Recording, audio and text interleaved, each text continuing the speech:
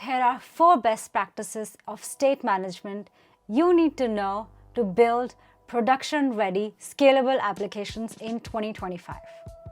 Hello everybody, I'm Shruti Kapoor, your favorite developer, content creator, and educator.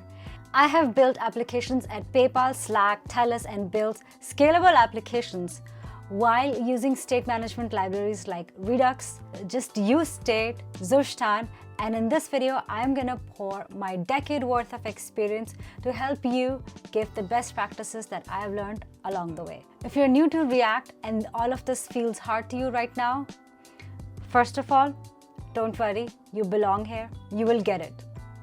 And secondly, I've created a resource for you to help you understand React one concept at a time. It's also going to be linked in the description below. Now, without further ado, let's get into the 4 best practices you need to know to get your state management in an orderly fashion. Let's go. So let's talk about the best practices in state management. Often when we think of state management, the first thought that goes into our head is, what is the state management library I need to use? We often think of, well, maybe Redux is going to be the right choice, or maybe we think of, perhaps I don't need Redux, maybe I should just use React. But I want to tell you, take a pause here, because you may not need a state management library. Let's take a look how. I built an internal application while I was working at PayPal. At the time, we had an application which had 20 different fields. And in this form, we had 20 different fields where we were asking the user's name, email, bunch of different configurations. And the job of this form was to take the input from the user, display it to the user, and submit it to our backend API. And in case the user went forward or backward, also show that data on the page, on the form, so that the user doesn't have to start all over again in filling the form. So in simple words, it was a form, 20 different fields. The user would enter their data, and we wanted to persist the data between refreshes or between navigations of forward or backward. Simple use cases, but at the time, we were using React and Redux. And we noticed that we had actually multiple downstream services that we were calling. Here's an example of what that looked like. We needed the name, email, and maybe some form of cart information of the user. However, we had to call a bunch of different downstream services in order to get that information from us. First, we had to authenticate the user, we had to get their name, we had to get their user ID. Once we had their user ID, we would then call a cart, we would get a cart ID, and then call the checkout experience, and so on. But you can imagine that for 3 fields on the front end, we ended up calling a bunch of different downstream services. And not only did we call a bunch of downstream services, we also received a lot of data from the downstream services, which we had to ultimately store on the front end, clean on the front end, and then display the right amount of fields on the front end. This is why we were using Redux. We wanted to store only the data that we need, and if the user refreshes, we would pull that from the Redux store. However, if you introduce GraphQL actually does the job of calling these downstream services, so that when the downstream service actually give the data to GraphQL will only send back the data that is needed, which is exactly the 3 fields that are needed on the front end. And so what ended up happening was, we actually didn't even have a lot of data to store on the front end, because all of the garbage data we actually didn't need with GraphQL. So with GraphQL, we ended up getting rid of Redux, which is why I want to tell you that you may not even need a state management library, depending on what data you need on the client side. Now, there was still a use case where we had to actually store that data on the front end if the user refreshed or if they went back and forth. And for that, we ended up using GraphQL's Apollo cache. Apollo is a library that helps to call GraphQL servers. And because we were using Apollo at the time, we ended up using Apollo's inbuilt cache in order to use state management. So you may not need state management library. So think about the data that you actually are sending to the client side. You may be able to reduce the data that you are sending and thereby remove the need for having a state management library. So from a client's perspective, don't give them your garbage data. if you can try, reduce the amount of data that you send to the client in the first case itself, and that removes the need for state management and reduces the need for having an external state management library.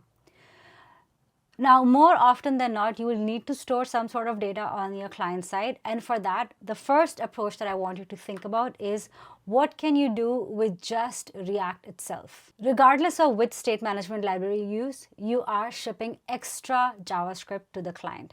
So if you can, avoid adding any external library. Let's take a look at 3 of the things that React gives you out of the box. We've got use state, use context, and use reducer. In most simple applications, these 3 hooks will be enough to carry out your state management needs, especially if you have only a few components and you have a single page application. This is going to be enough. But more often than not, you will have multiple pages, you will have multiple components, you will need to send data from one component to another component, and your needs may outgrow what is provided by React. In that case, there are 2 options available to you. There's Zushtan, which is a simple Redux-like state management library, and there is Jotai. However, if your application is large scale, has a lot of interactivity, needs to store a lot of data, interacts with the server, you may need Redux. So, here's a flowchart of a mental model you can develop in order to understand which state management library you need. If you're using state that is within the current component, or maybe 1 or 2 component deep, and your scope is limited to component only, use state, use reducer, good enough at that point. If the app starts to become a little bit more complex, where you need to send data between components that are you need to send components between components that are a few levels deep, Context API or use context works really well. Caveat with Context API though is that anytime context updates, anytime the provider updates, everything that's within the provider updates. So be careful of where you put the provider. We'll take a look at some code in a few minutes, so this will make sense. However, if the complexity is starting to increase and the performance of the application is important, Jotai is going to be a really great state management solution at that point. But if the performance is not so critical, you can use context with use reducer. Now, this is if the number of components are small. If you're starting to notice that the components are increasing a lot and you have a need for a whole app-wide state management, at that point you may either go with Zushtan or Redux for client-side approaches, or you may go for a more robust library that takes care of state management along with calling less data, and that is TanStack query. Number 2, if you end up using a state management library, ensure that the state that you're putting is as close to the component that needs it. I think this can be counterintuitive because on the React documentation, we've seen that you need to lift state up. So what do I mean hereby when I say keep state close to the component? Let's take a look at a code example to understand why lifting state way too up may be a bad solution. Now here's a code example. Can you tell me what would be wrong in this case? Why is this a bad example? What happens when state updates, when search term updates? Which components do you think will re-render? Take a pause here. Tell me in the comments section which components would re-render when search term updates. Pause the video and tell me now. So if the answer is all of the components, you're right. Let's take a look. Now in this component, I have a search term, and the only component that actually uses this search term is the main content, which has a search bar.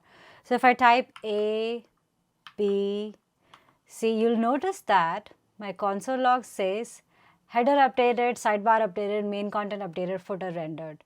So all of the components are re-rendered. And you can also notice that as I'm typing, the profiler shows which components are re-rendered. So this is a bad example. Let's fix this. Okay, now all I did was move these 2 lines of use state into main content. Everything else stays the same. Main content, now I have header, sidebar, main content, and footer. Everything else stays the same. Now this is going from bad to good example. Now let's take a look. If I write something, you'll see that only the main content updates, and even the profiler shows that only that's the component that's re-rendering. Small update, but big advantages. So recap, move state close to the component that needs it. The third best practice with state management is to manage dependencies granularly. What does that mean? In this example, I have an age. I have a component that displays the name, age, and last login of a component. In this example here, you'll notice that I have a user profile with the name, age, and last login. The name and age is a property that I define, but last login is actually a current date string. It's the current time. However, I have a use effect here, and this is the dependencies that we're going to take a look at. If you look at use effect, we've got a set effect count, which is just how we are rendering how many times this effect has run here. And I have a function, console log, that renders the name and age. That's it. I am not actually dependent on the last login. That is the difference here. And in my dependencies, I have user profile. So if I update age, what do you think will happen? Pause the video right now, comment in the section, tell me what will happen if I update age. Will the effect rerun or not? So if you thought that effect will rerun on update age, you are right. So if I update age, you'll see that the effect reruns. Why is that? Because the effect actually uses user profile.age, so that is expected. However, let's take a look at update last login. I don't have update last login here. If I click on update last login, do you think the effect would rerun? Yes or no? Comment in the chat below to let me know if effect will re-render on last login. Pause the video now and comment. Let me know. Okay, let's take a look. So now if I update last login, what the hell? Effect is rerunning even though I'm not using last login. Why is that? It is because of this user profile. Because my dependency is on the entire object, which is why anytime the object reference changes, which is that its property changes, last login property changes, effect will rerun, it will think that its dependency has changed, therefore you'll end up running effect too many times. Not ideal. So best practice is to have granular dependencies. Let me show you how. So let's make this granular. So we're going to say user profile.name and then user profile.age. And because we don't depend on login, we're not going to add that. Now let's take a look. So now if I update I'm going to make sure that it reloads. Okay, now let's take a look. If I update age, I expect it to rerun, no problem. If I update last login, it's not rerunning. Yes, that's exactly what I want to do. So best practice is to have granular dependencies. Only pick out the dependency that you need, not the entire user object. And final best practice, make sure you have one source of truth. This is even more important in applications where you have multiple different libraries being used. And this could happen when you have a micro front-end type of architecture. And what I mean by that is sometimes we have micro front-ends where each application kind of has their own store. But even if we have micro front-ends and we have different state management libraries for each application, we want to make sure that they're all talking to the same store and all read-write operations happen with the same store. This ensures that data stays consistent in all places and is managed in one place. So, to recap, here are the 4 best practices you need to remember. Number 1, you may not need an external library. Before jumping on to which external library we need to add, think about if you can use the stuff from React itself, including useState, useContext, and useReducer. Then when you've picked a state management library, whatever you choose, remember to keep state close to the component that needs it. This helps to prevent re-renders. Manage dependencies granularly in any component, in any place that needs a dependency array. whether you're setting state in useState or whether using it as a dependency array in useEffect. If you keep dependencies small, it will ensure that your application, that your component only renders when the necessary part of the code is updated instead of depending on a giant object. And finally, even if you're using multiple state management solutions, ensure that you have one source of truth. I hope this video was helpful for you. Now, if React hooks seems hard to you right now, check out this video. And if you want a full-fledged course on React, check out the link below in the description for a full course on React. I'll see you in the next one.